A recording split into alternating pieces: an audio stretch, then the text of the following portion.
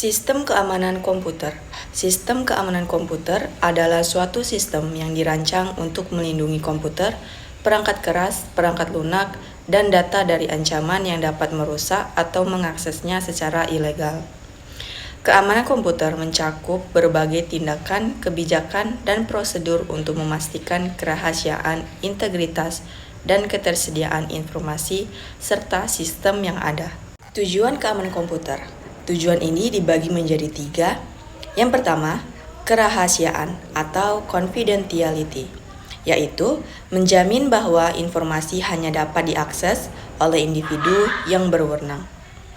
Yang kedua, integritas atau integrity, yaitu menjamin bahwa data dan informasi tidak berubah secara tidak sah atau tanpa izin. Yang ketiga, ketersediaan atau availability, yaitu memastikan bahwa data dan layanan dapat diakses oleh pengguna yang sah ketika dibutuhkan. Jenis ancaman dalam keamanan komputer. Keamanan komputer harus melawan berbagai jenis ancaman yang bisa muncul dari berbagai sumber. Beberapa ancaman utama dalam keamanan komputer meliputi: yang pertama, malware atau malicious software. Malware adalah perangkat lunak berbahaya yang dirancang untuk merusak, mengganggu, atau mendapatkan akses tidak sah ke sistem komputer. Jenis malware yang pertama ada virus, yaitu program yang dapat menggandakan diri dan menyebar ke file lain, sering merusak data. Yang kedua, worm, mirip virus tapi menyebar lewat jaringan tanpa perlu file host. Trojan horse, yaitu program yang terlihat berguna tapi sebenarnya berbahaya dan dapat membuka akses ke sistem. Spyware, mengintai aktivitas pengguna tanpa diketahui. Dan yang terakhir, ransomware, yaitu mengunci data atau sistem dan meminta tebusan agar dapat diakses kembali. Yang kedua, phishing. Phishing adalah teknik penipuan yang bertujuan mencuri informasi sensitif seperti username, password, atau data kartu kredit dengan menyamar sebagai entitas terpercaya.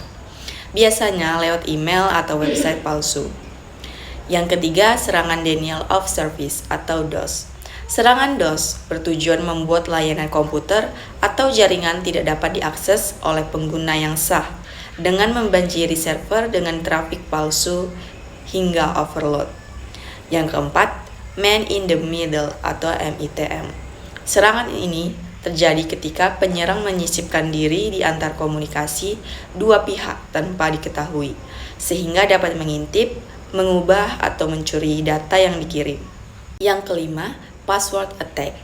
Penyerang mencoba mendapatkan password pengguna melalui berbagai cara seperti brute force, yaitu mencoba semua kemungkinan kombinasi password. Dictionary attack, mencoba password berdasarkan daftar kata umum. Dan keylogger, merekam tombol keyboard yang ditekan pengguna.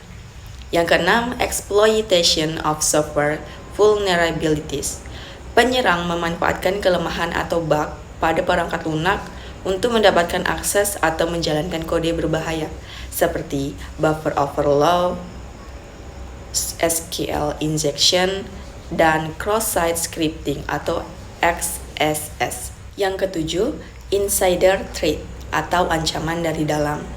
Ancaman yang berasal dari orang dalam organisasi seperti karyawan atau kontraktor yang menyalahgunakan akses atau data untuk keuntungan pribadi atau merugikan perusahaan. Yang kedelapan, physical threats atau ancaman fisik. Ancaman berupa kerusakan atau pencurian perangkat keras, bencana alam, atau gangguan fisik lain yang dapat menyebabkan sistem tidak berfungsi. Yang kesembilan, social engineering.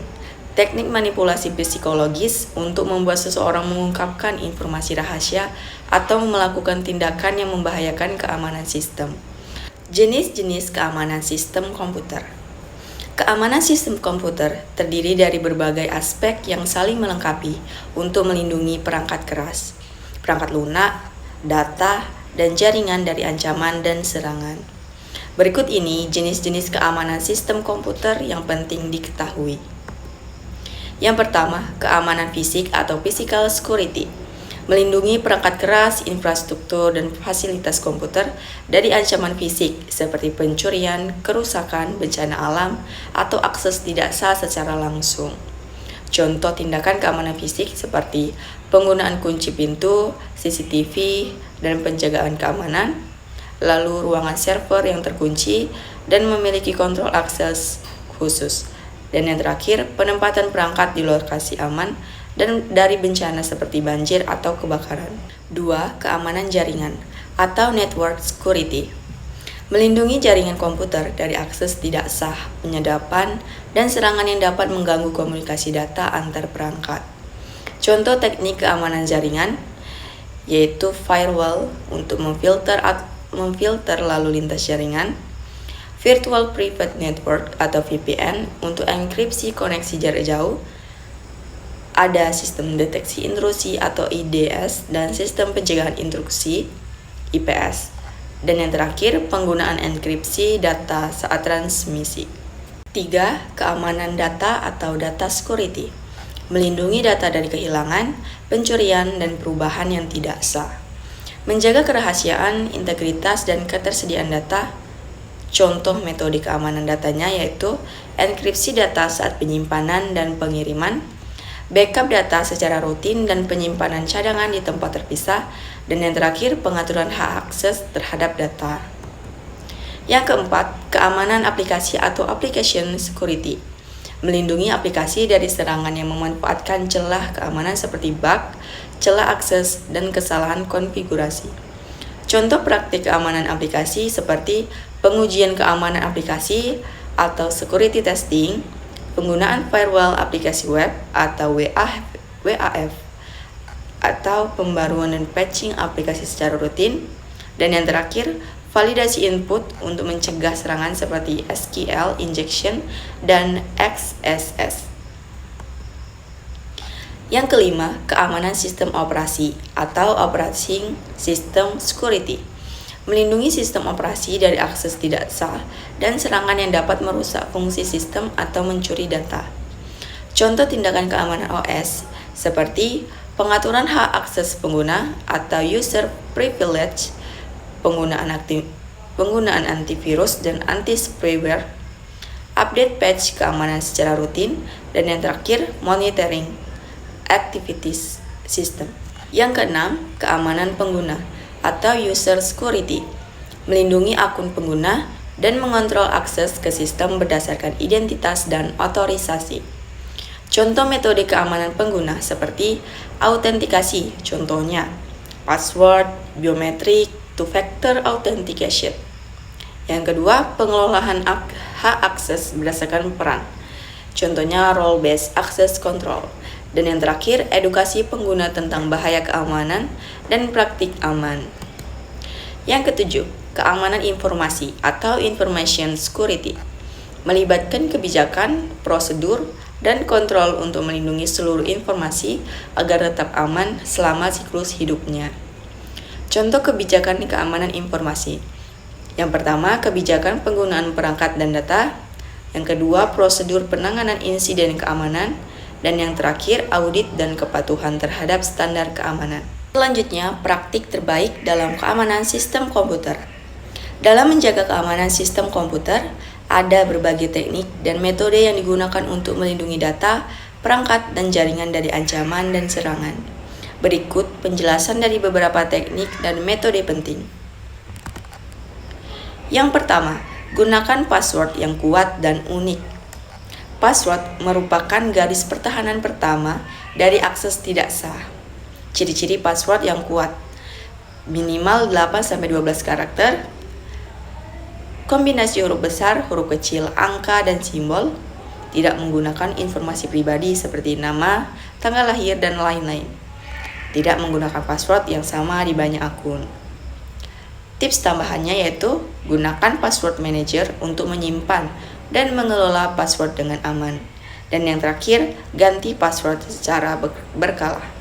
Yang kedua, selalu update sistem operasi dan aplikasi. Pembaruan sistem dan aplikasi seringkali mencakup perbaikan celah keamanan atau security patches yang ditemukan oleh pengembang. Kenapa penting?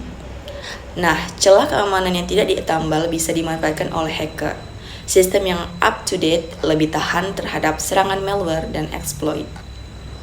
Tipsnya yaitu aktifkan fitur auto update jika tersedia, dan yang terakhir periksa pembaruan keamanan secara manual dan secara berkala. Yang ketiga, jangan membuka email atau link mencurigakan. Phishing adalah salah satu metode paling umum untuk mencuri data pribadi dan kredensial login. Cara mengenali email mencurigakan. Yang pertama, alamat pengirim tidak dikenal atau mencurigakan. Selanjutnya mengandung ancaman atau iming-iming hadiah. Dan yang ketiga, mengarahkan ke link yang tidak sesuai dengan domain resmi. Dan yang terakhir, meminta informasi pribadi atau login. Tipsnya yaitu periksa URL link sebelum diklik dan gunakan software keamanan yang memiliki perlindungan terhadap phishing. Yang keempat, batasi akses pengguna berdasarkan kebutuhan atau least privilege. Setiap pengguna hanya diberikan akses sebatas yang diperlukan untuk menjalankan tugasnya. Manfaat prinsip least privilege ini yaitu mengurangi risiko penyalahgunaan akses, membatasi dampak jika akun pengguna diretas, dan meningkatkan kontrol terhadap sistem. Contoh penerapannya yaitu pegawai biasa tidak perlu akses admin, dan yang terakhir, akun tamu hanya diberi hak baca, bukan edit atau instalasi. Yang kelima, lakukan backup data secara rutin.